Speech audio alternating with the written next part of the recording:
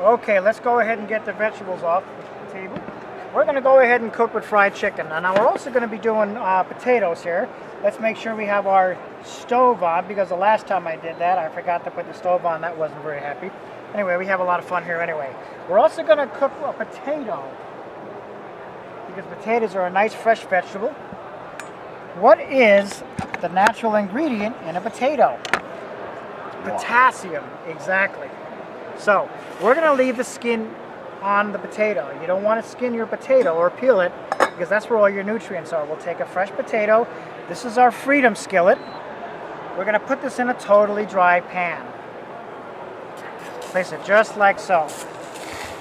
Okay? In a totally dry pan. Now we're going to take chicken. And I happen to have one right here in my trusty refrigerator. I like to use a little rubber glove. So now remember, when you use chicken, you want to be able to wash your hands after you go ahead and touch chicken. So we're going to use chicken with the skin off. And why would we use the skin off? Because you lose the fat content, exactly. So we're going to take chicken without the skin, and we're also going to be cooking without any oil.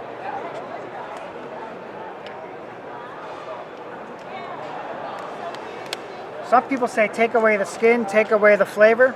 Some people say take away the skin, take away the fat. Well, that's exactly what we're going to do. Take away the fat. So now we have our chicken breast here, and we're going to rinse it off just like the health department says.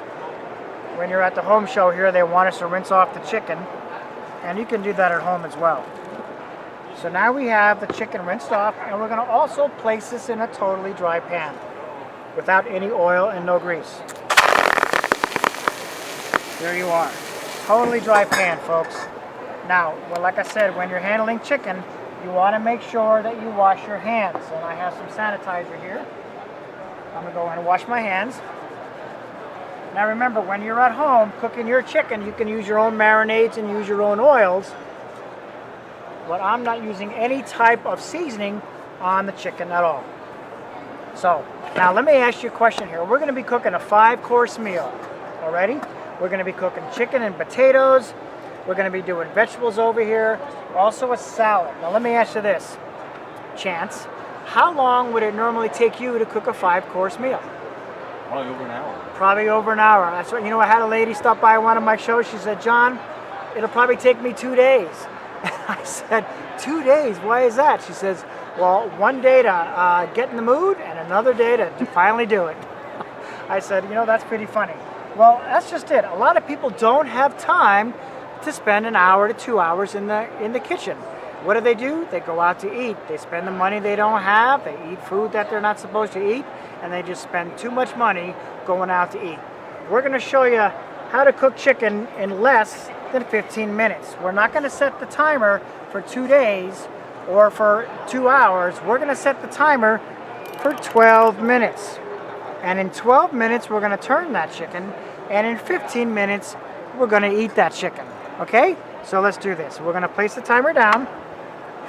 Now, who likes salads? Chance, you like to have a lot of salads? Yeah, I'm indifferent. You're indifferent, okay? And why is that? Probably because it takes a lot of... I need a source, man. Right, you need a source. Well, we're going to show you how to eat a little bit different salad. Has anybody ever heard of a honeymoon salad, Chance? Have you ever heard of that? Never been on a honeymoon. A honeymoon salad, lettuce alone. Lettuce, you got that? I know. The joke is the joke is worse than a salad. What's the nutritional value of lettuce? Not a whole lot, but stir fry, that's a little bit different. We're going to be doing a stir fry vegetable here. What's the hard part about making stir fry? It's the chop, isn't it? It's getting everything ready. Well, we're going to show you something with the kitchen cutter that it takes the time out of your prep.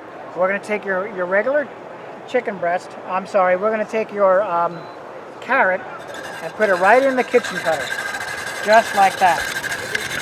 Simple, easy machine to use. You just don't want to get your finger in the hopper, or else you're going to get chef salad. And that doesn't feel very good. Now we'll take another carrot, make sure it's turning, and start turning your handle. You don't need a motor because your motor is your arm. Right down. There you go. Sweet. Now we're also going to do coleslaw. Who likes to make coleslaw? I like to make coleslaw. But what's the hard part about coleslaw? It's the prep work, isn't it? Well, we're going to show you something a little bit different, folks. We're going to be going ahead and making a nice coleslaw. We got this cabbage at King Soopers. I'm going to hold that thought right there. Now you see the steam on that? This is called our flutter cover. We're going to simply turn that, and it's going to lock in the juices here. It's going to lock in the steam. But we're going to simply take that off and place it over here. Every time you cook with your kitchen craft cookware, you're saving about $1 each day every time you cook. And when you save about $1, that's about, if you're an average family cooking for a year, that's about $365 a year. We're going to place this right over here. Who likes to save money? I know I'd like to get a little bit of money back. So let's come on over here and finish our salad. Now we talked about making coleslaw. We got this cabbage at King Soopers today for 59 cents a pound. How much do they charge you at the grocery store? Gosh, I don't know, probably 69 cents a pound, a lot more. When somebody makes it, somebody's chopping it for you, especially if you're getting at the deli case. And how long has it been sitting in the deli case? I don't know, probably a couple days. And then if you don't use all the bag, you open it up, take a little bit out, and you don't use it, it turns black. Look at that, right down on the last peel, and you can now put that in your compost pile. Now, who likes red cabbage? I love red cabbage. You know, my son is 5. I keep on telling him when I do these shows, people eat with their eyes. And he said, Daddy, why is that? I said, because it's very colorful. Now, this is a little bit more expensive because it has a lot more vitamins in it, but it's also very colorful. And when you eat with your eyes, the food looks good, and when it's colorful, you'll eat it. You don't have to have a doctor telling you what to eat. Now see that? Right down to the last peel. Now you can take the last part of it and just throw it away. Simple, simple, simple. That's what I like about the kitchen cutter. Very simple, easy machine to use. Now let me show you something about the kitchen cutter. On the inside is fine. On the outside is fine. Forward and backwards. Don't get your hand in the copper. What are you going to get? Finger food. I like Chance. He remembers everything. That's really good. I need him in my shows. Okay, so let's take a look. Who likes onions? I like onions. But the problem with onions is what? It's cutting them up. Well, we're going to show you something a little bit different here, folks. We're going to take an onion. See what I did? I just cut it in quarters. And we're going to take the kitchen cut, the other tool here. This one, we're going to do this one here. This is called the number 2 cone. It simply goes right on the pods here. It's got holes in here. You give it a turn and it locks it in. Now we're going to go ahead and keep the skin on. Onions make you cry, and nobody wants to cry over an onion. So your first 2 layers give off gases that make you cry. So now we're going to take our onion, place it on the cone, and simply turn it. Now all that good onion goes in your onion soup.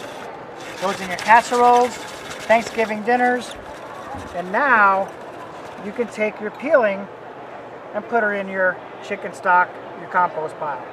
Really safe and easy machine to use, just like I said. Now we take our onions. Now we're going to do another thing. How about celery? Does anybody ever get the strings caught in your teeth? Nobody wants that. It's like dental floss. Has anybody ever peeled their celery? I have. It's a real pain. So here's what you do. You just take your celery, you place it in the back of the hopper, and you give it a turn. And now all your celery goes right in your salad, in your casserole that you're making for Thanksgiving, your dressing, and out comes the peeling. Now you can take that, put it in your chicken stock. We call that nature's dental floss. Anybody have an Uncle Joe that comes over to the house during Thanksgiving and says, hey, you have any dental floss? Well, now you can give him a piece of celery. So let's go ahead and take that out. Like I said, very easy machine to use. Let's take that off. You can put this in your sink or the dishwasher. It's dishwasher safe. And place it right on the counter here. Who likes cheese in their salad? I love cheese in my salad. You know, you eat a lot of big healthy salad, but everybody likes cheese. But what's the downside of a good cheddar cheese or a good cheese in your salad? It's a lot of cholesterol. It's a lot of fat. Well, we do something different here, folks. We use what we call cheese plant. And can anybody tell me what that is? It's a butternut squash. It's a really healthy vegetable, really cheap, and it tastes really sweet. So you tell your friends it's cheese. But what's the hard part about a butternut squash? It's the outside of the skin. Very hard to peel, isn't it? So let me show you what we do. We put it back in the hopper with the skin side out, and then now you have beautiful cheese plant coming into your salad. And it kind of looks like cheddar cheese, doesn't it? There we go. And now you can tell your friends, look, we've got a new kind of cheese. I'll just simply turn it.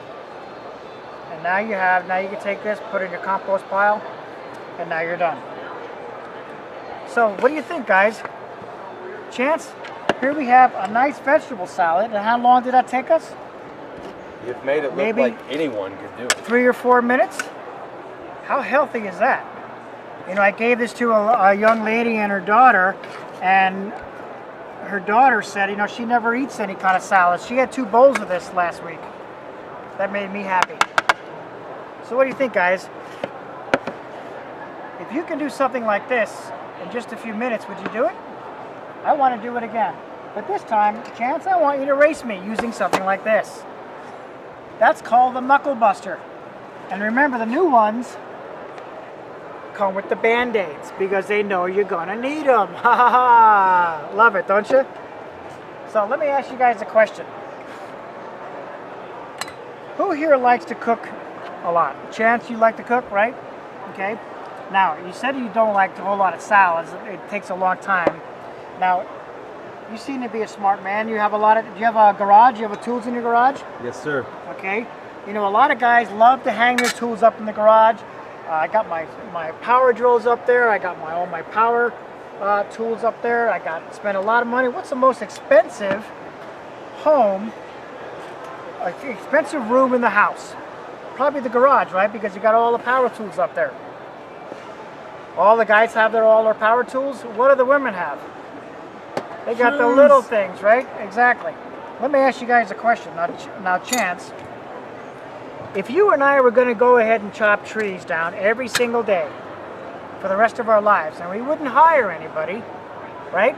What would you use, an axe or a chainsaw? A chainsaw. A chainsaw, right, because it gets the job done faster, right? Now, let me ask the women the same question. Chance, I need you to be quiet here for a second. Now, if we were to go ahead and chop just one tree down, just you and I, just one tree, what would you do? Would you go out and buy an axe or a chainsaw? Probably a chainsaw, right, exactly, because it takes the work, it makes the work a lot easier, right? The women do the same thing. You don't go in your kitchen, you don't have a cooler for your refrigerator to keep your food cold. No, what about a wash machine? Guys, you have all the nice expensive tools in the garage. Do the women have a riding vacuum cleaner? I hope not. So let me ask you this, guys. If you know the average chef at home, the average family, they're cooking about 1 meal a day, and if you're an average family, that's about 10 to 20,000 meals in a lifetime. Wouldn't it be fair to say that this would be the axe and this would be the chainsaw? Right, exactly, because you have the right tools for the job. So let me show you something different about kitchen craft. We go to people's homes, we cook a lot of dinners for people, we see a lot of nice cabinets and countertops, a lot of beautiful cookware, and this is what we normally find. We find the most expensive cookware in the world in a lot of people's kitchens. Let me show you what I'm talking about. In a lot of kitchens, some really nice cookware And guys that don't cook, they probably never heard that sound before. Chance, did your mom use one of these? I didn't know. Did you bring my pot? I with you? brought your pot with. You know, I had a lady tell me, she said, John, don't laugh. I wish my stuff looked that good. Anyway, I'll turn the chicken here in a minute. So here we have the glass Pyrex pan. Boy, it's got all burnt food in there. You don't want to use that. This was a great pan years ago. This was the old wedding gift. I got one of these years ago. Copper bottom, nice stuff. But what's the first thing you would need to put in here to keep it from sticking? Oil and butter and grease, right? Good stuff for you. No, probably not. Then we have the old really cheap Teflon pan. Here's another Teflon pan. Now we call it Tefloff. I had a lady at one of my shows said she had a friend make mashed potatoes in one of her pots that was Teflon. She had black stuff in it. She thought she was putting pepper in it. The actual Teflon that came off of the pan. Guys, stay away from Teflon. You don't want to have that in your house. And then, of course, these pans I want to talk about. Your aluminum pans that the restaurants use. See how black that is? When you cook certain types of food in there, it gets shiny again. And then when you cook certain types of food in there, it gets black again. And where does all that black stuff go? That's the iron that goes into the food. And who eats the food? We do. Our kids, our children. We don't want that. Guys, stay away from your aluminum pans. And then here's our sweet pan, the old cast iron that Grandma gives us, right? What's the first thing you have to do when you get a cast iron pan? You got to season it with oil to open up the pores. And also, what do they tell you? You've gotten that pan from Grandma over 30, 40, 50 years ago, and you're not supposed to wash it out. Would you want to be eating out of a pan for 30, 40, 50 years and not having it washed out?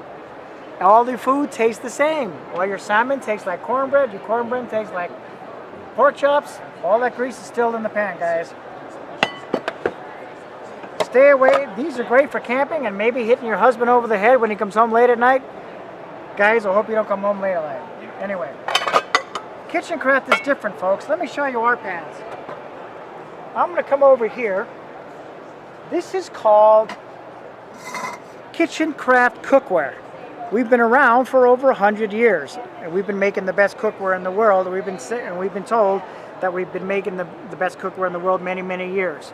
All of our cookware, it has 7-ply construction in our metals, okay?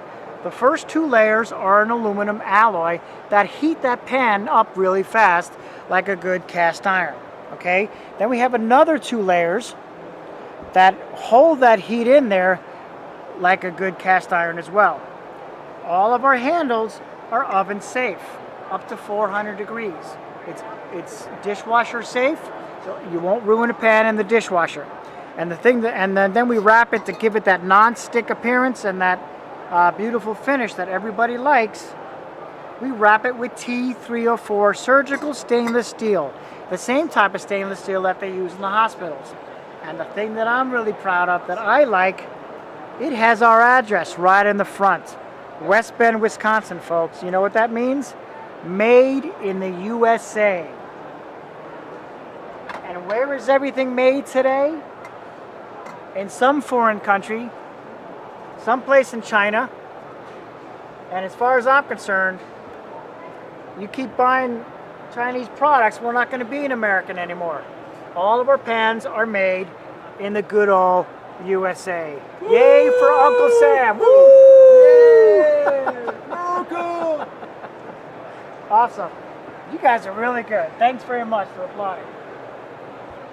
So, I told you. I got to know. I told you I was going to turn that chicken, right? Now, guys, I've been trained as a personal chef to turn this chicken without any utensils. Are you guys ready? Chance, you got the first aid kit standing by? Yes, sir. Okay, here we go. We're going to turn the chicken. Ready? 1, 2, 3. We're going to turn the chicken. Ooh. We're going to... Let me do that again. Did you catch it? It takes a lot of practice. We're going to turn that chicken. Okay, so I'm going to check the chicken out. Looks good. See, if you're at home cooking, how often are you turning that chicken to make sure it's done? You're constantly turning the chicken. The guys over here had the chicken. Can you vouch for that? It's moist chicken. Awesome, huh? Didn't use any oil or no water or no fat. Well, we're going to show you something. Let's go ahead and check out our vegetables here.